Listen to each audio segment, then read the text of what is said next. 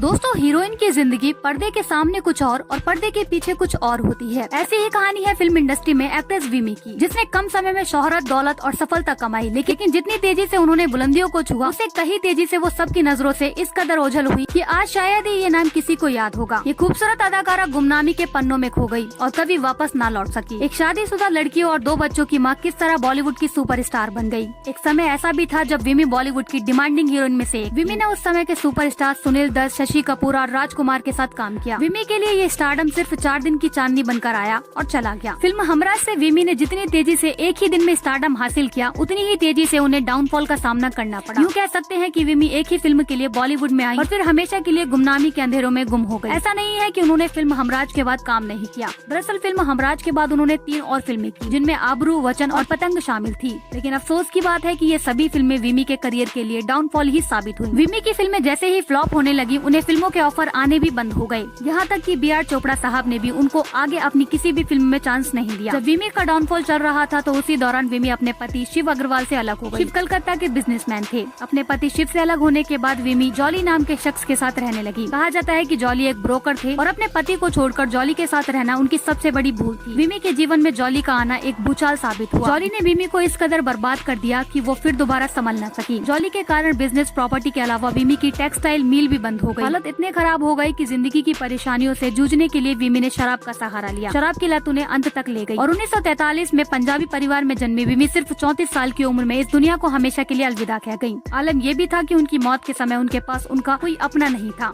न ही पति और न ही बच्चे। विमी की मौत की खबर किसी अखबार में आना तो दूर की बात, बल्कि उनके घर वालों तक उनकी मौत की खबर तक नहीं पहुंची। उनके मृत शरीर को एक ठेले पर ले जाया गया था।